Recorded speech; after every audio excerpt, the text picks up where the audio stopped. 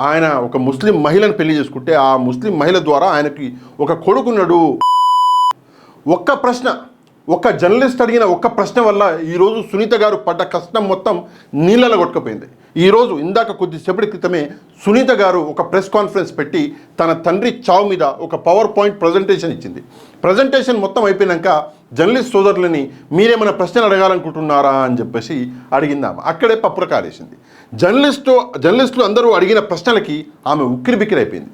అందులో ఒక జర్నలిస్టు ఒక ప్రశ్న అడిగిండు.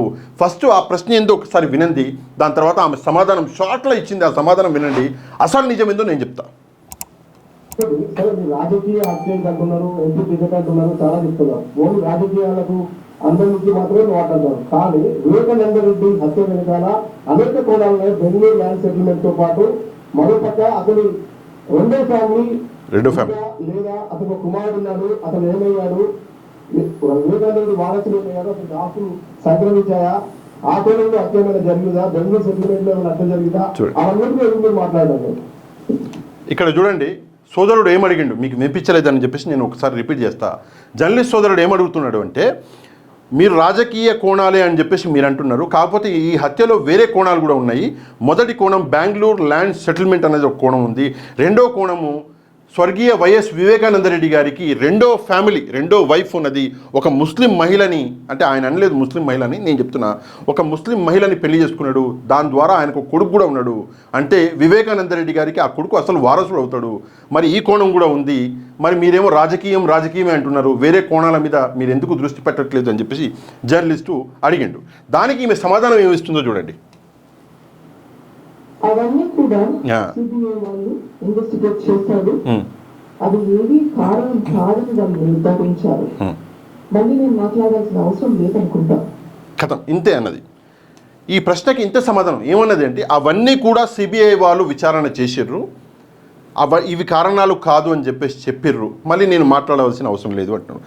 సరే, మంచి విషయమే. మీరు ఒక చట్టాన్ని నమ్మే ఒక వ్యక్తిగా మీరు ఈ మాట అన్నారు, చాలా గౌరవించవలసిన విషయమే. కానీ అట్లాంటప్పుడు ఈ కేసు మొత్తం కోర్టులో ఉంది కదా.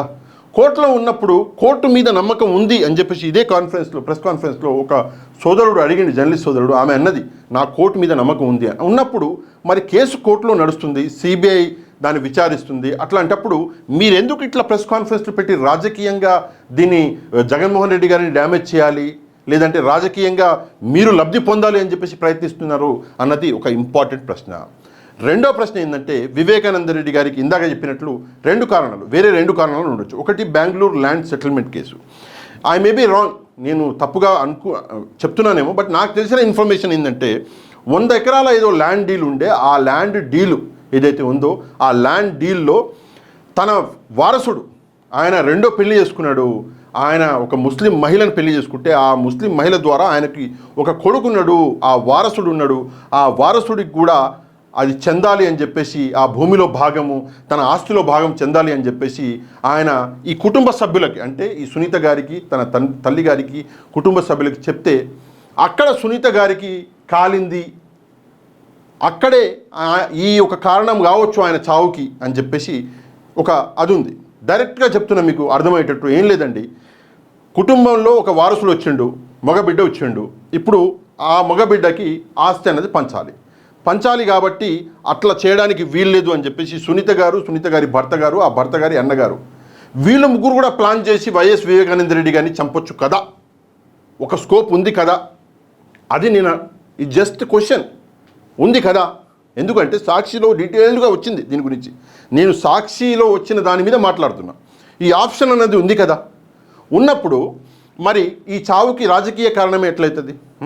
ఇదొకటి. రెండో కోణము, ఈమె ఇదే ప్రెస్ కాన్ఫరెన్స్లో స్టార్టింగ్లో ఒక మాట అన్నది, జస్ట్ ఎంపీ టికెట్ కోసం ఎవరైనా ఎవరిని మాత్రం ఎందుకు చంపుతారు అన్నది. నిజమే, ఎంపీ టికెట్ కోసం ఎవరు మాత్రం ఎవరిని చంపుతున్నారు. సరే, వివేకానంద రెడ్డి గారు ఇప్పుడు కడప ఎంపీ సీటు కోసమే ఆయన హత్య జరిగింది అని చెప్పేసి మీరు ఈ కాన్ఫరెన్స్ ద్వారా అనాలనుకుంటున్నారు.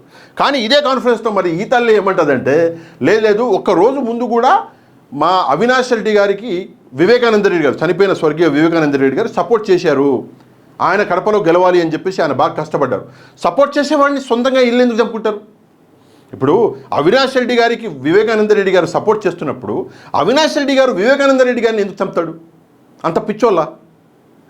ఈ ప్రశ్న అన్నది ఇంత డాక్టర్ చదివింది ఈమె, చాలా నాలెడ్జబుల్ లేడీ, ఇంగ్లీష్లో కూడా మాట్లాడుతుంది, ఆమెకి ఎందుకు అర్థం కావట్లేదు? కాకపోతే అర్థమయ్యి కూడా కావాలని చెప్పేసి నాటకాలు ఆడుతున్నారో అది వేరే విషయం. మూడవ విషయము, ఈ విషయాన్ని పట్టుకొని ఎలక్షన్ టైంలో ఈ టైంలోనే మీరు ఎందుకు వచ్చిర్రు అని చెప్పేసి కూడా ఓ జర్నలిస్ట్ సోదరుడు అడిగాడు. ఎందుకు మీరు ప్రెస్ కాన్ఫరెన్స్ పెడుతున్నారు, ఏంది మీ రాజకీయంగా మీ లబ్ధి ఏంది అంటే, ఈమెమంటుంది అంటే లేదు రాజకీయంగా వాళ్ళని ఓడగొడితేనే వాళ్ళ పవర్ తగ్గుతుంది. ఒక విషయము, రాజకీయంగా ఓడగొట్టాలని చెప్పేసి మీరు అనుకునే మాట పక్కన పెడితే, రాజకీయంగా మీరు ఎదగాలి అని చెప్పేసి మీరు చేస్తున్న ప్రయత్నాలే బయటకు వస్తున్నాయి. ఎందుకంటే మీరు రాజకీయంగా ఆయనని జగన్మోహన్ రెడ్డి గారిని ఓడగొట్టాలి అని చెప్పేసి ఒకవైపు ఆలోచిస్తూ, రెండో వైపు షర్మిల గారిని లేపాలి, టీడీపీని గెలిపించాలి అని చెప్పేసి మీ ఆచరణలు కూడా బయటకు వస్తున్నాయి. అంటే నాకు నాలుగే తిరగలేదు ఆ వర్డ్, ఏమనుకోకండి, అవి కూడా బయటకు వస్తున్నాయి. అసలు మీ మనసులో ఉన్న కుట్ర ఏంది? ఈ కుట్ర ఏంది అంటే, జగన్మోహన్ రెడ్డి గారిని స్టార్టింగ్లో మీరు సపోర్ట్ చేశారు, ఎవరు? సునీత గారు సపోర్ట్ చేశారు. లేదు ఈ హత్యకి జగన్మోహన్ రెడ్డి గారికి అవినాష్ గారికి ఏ సంబంధం లేదు, చంద్రబాబు నాయుడు స్ట్రాటజీ ఇది, ఆయన మాటలు వినకండి అని చెప్పేసి ఈ సునీత గారే చెప్పారు. తర్వాత ఆమె మారిపోయింది. దానికి కారణాలు ఏంటి అంటే, జగన్మోహన్ రెడ్డి గారి అపాయింట్మెంట్ దొరకకపోవడం. ఆయన ముఖ్యమంత్రి అయిన తర్వాత, ముఖ్యమంత్రి అయినాక ప్రజల కోసం ఆయన సమయాన్ని కేటాయించండు, ఫ్యామిలీకి సమయాన్ని ఇవ్వలేకపోయాడు. అట్లాంటప్పుడు ఏమైంది అంటే, ఆయన సింపుల్గా చెప్పాలి అంటే, ఈమె అపాయింట్మెంట్ కోరింది, ఆయన ఇవ్వలేదు. ఈమె తన ఫాదర్ స్వర్గీయ వివేకానంద రెడ్డి గారి సంవత్సరీకం ఆ సమయంలో పిలవాలి అనుకుంటే ఆయన రాలేకపోయాడు బిజీ షెడ్యూల్ వల్ల. అందువల్ల పాపం ఈమె ఖాళీ ఏం చేయాలి? రాజకీయంగా సీఎం అయిండు, సీఎం అయినాక ఇంత పోజు కొడుతున్నాడు, మరి మేము కూడా రాజకీయంగా నిలదొక్కుంటాం అని చెప్పేసి ఒక స్ట్రాటజీ ప్రకారం ఇది నడుస్తుంది అని చెప్పేసి కూడా ఒక టాక్ అనేది పబ్లిక్లో ఉన్నది.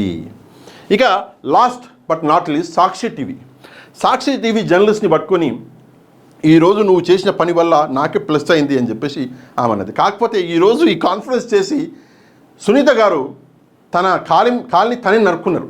ఎందుకంటే ఈ కాన్ఫరెన్స్ వల్ల నిజాలు ఏందో ప్రజలకు క్లియర్గా అర్థమైపోయింది.